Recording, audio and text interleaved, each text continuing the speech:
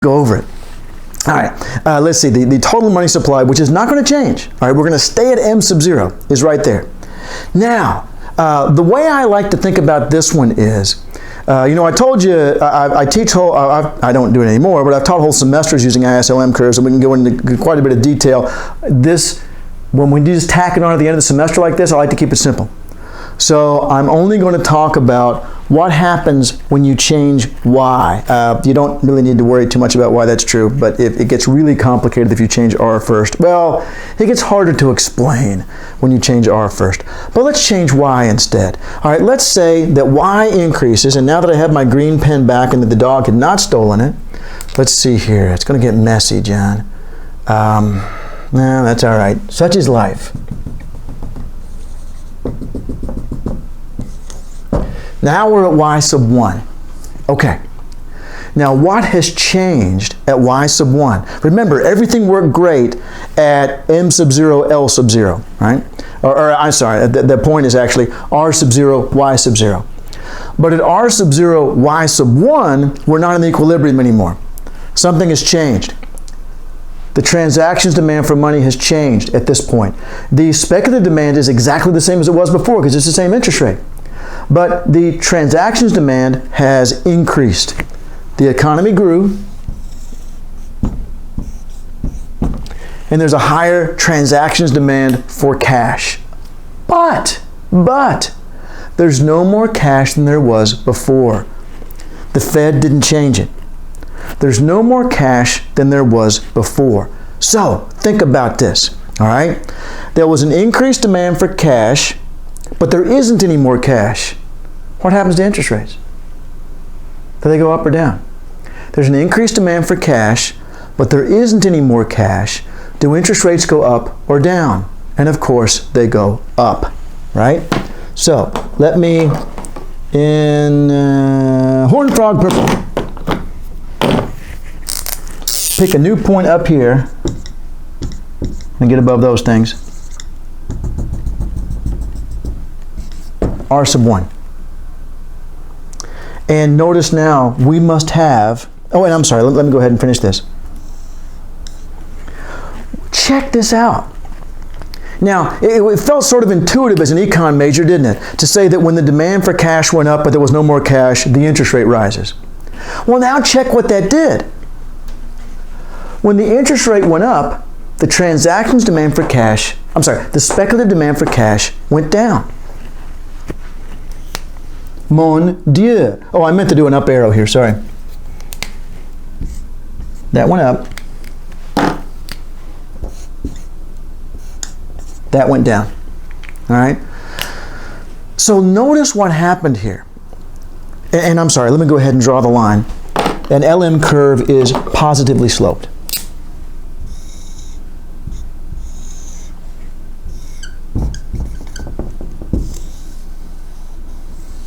All right, an LM curve is positively sloped.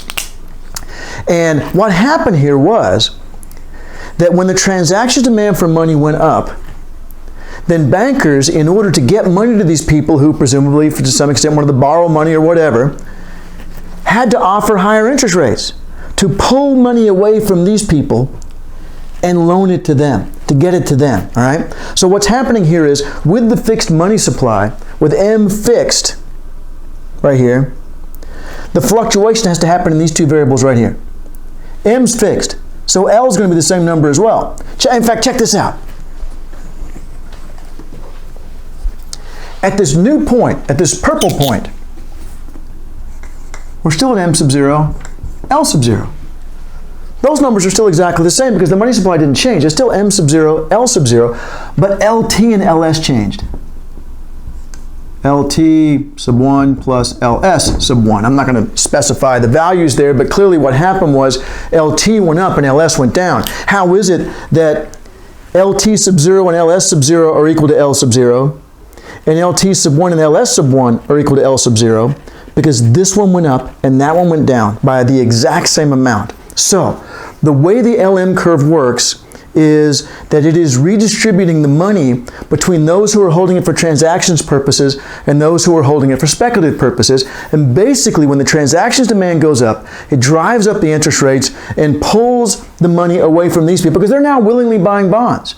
They're buying bonds instead, and then that money is being loaned to these individuals over here. You know, that's some similar story to that they are depositing their money in savings accounts or CDs or whatever, and that money is going to these people. Now, if GDP were to fall, then they don't have nearly as high a demand for cash, and that's going to drive down interest rates, which means they're just going to hold on to cash. The cash they don't hold on to anymore, they're going to hold on to. All right? So it's just going to be bouncing back and forth between those two. And so it's kind of neat. I mean, it's really, I don't know, it's a nice simple explanation, and it seems appealing, but it's just like Frodo says to Aragorn, or Strider as he knows him at that point, that I feel like an agent of the of darkness would feel, what was it? Look fairer, but feel fouler. Well, this looks fair, right? Oh, this is kind of neat, you know? But then the money supply is not exogenous, and interest rates are driven by a lot more than just what, investment driven by a lot more than what we just showed. Okay, so there's the basic model for the LM curve. Let me now write out the answer for you on 112. Again, you should have it already in your email, but let me write it out for you. Man, I've been doing videos all day long, and yesterday too, but I'm really trying to get to where you know, I don't know how it's going to be in your other classes in terms of people keeping up and so forth. I want you to know that you can always turn around, and Harvey's classes are ready because I've already got Contending Perspectives done through the rest of the semester, all the videos, and I want to get you guys there too, which I'm very close to. And we haven't even done exam 2 yet. Okay, need another drink of water. All right, I'm gonna have a beer, but I'm holding off until all this is done. So this is like a massive reward afterwards. All right. Let's see. 112. Draw an LM curve. In what sense does the LM curve represent equilibrium in the financial market, in the money market? All right, 112. The LM curve is the locus of points that equate M and L. The LM curve is the locus of points that equate M and L, where M is exogenous,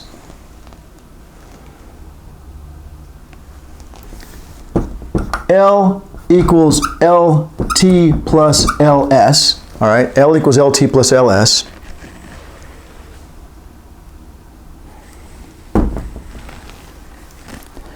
And LT is a function of Y, and LS is a function of R. All right? Period. Period. Period. You've only got one more sentence to go on this explanation. I try to capture a lot of, I used to have my explanations longer, and then I just started putting notes on the graph itself that I thought were actually more useful to you than having, you know, verbiage up here. All right, so here's the last sentence. Then we draw the graph. Whenever you are off the LM curve, whenever you are off the LM curve, that's an E. The excess supply of or demand for cash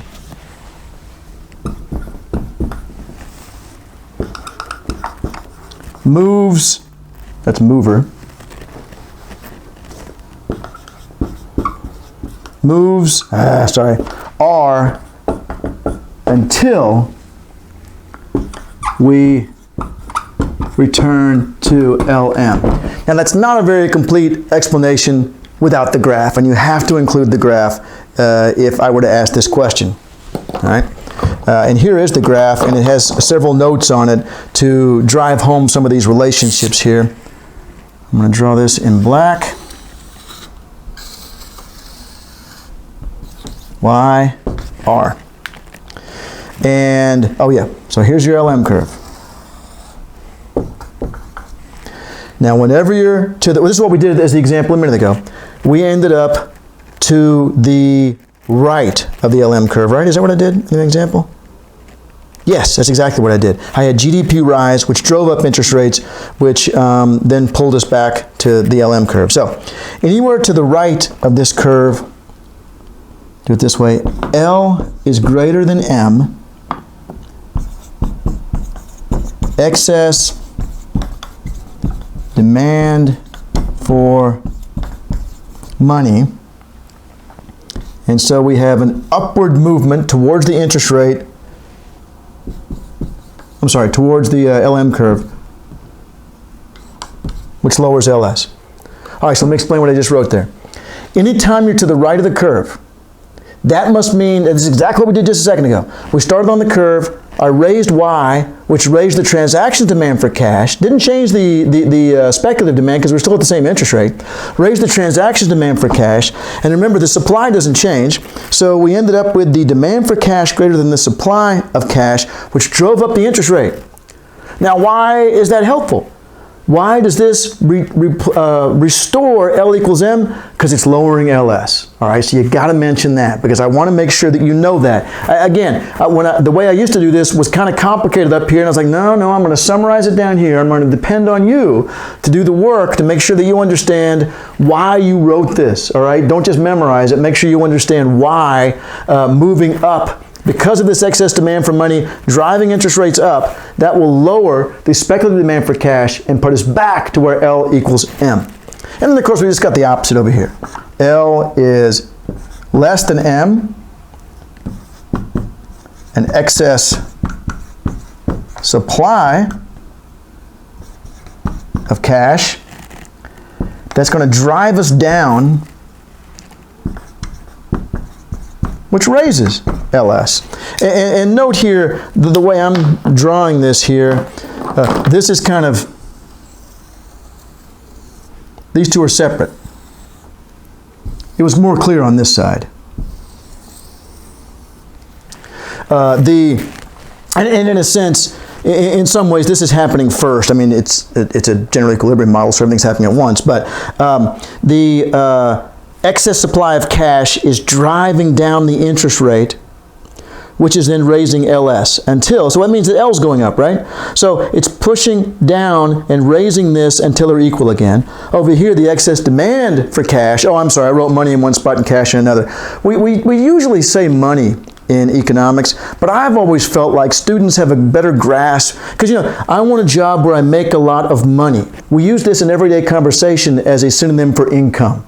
So I like the word cash here because you generally don't say, I want a job where I make a lot of cash. I suppose you could, but cash really gets a better sense of what we're after. You can say either one. And in fact, check this out. In my own notes, I've got it both ways. I don't think I ever noticed that before. So either way is fine. And that's 112. So let's see, that's been 47 minutes. We now have a series of study questions leading up to two big ones. Two big ones or just one big one? In 117 and 118. So I'm going to stop this video here. So this video will have simply been the introduction to the IS curve and the LM curve, and then I'm going to do a video after this where I explain how to use them. Goodbye.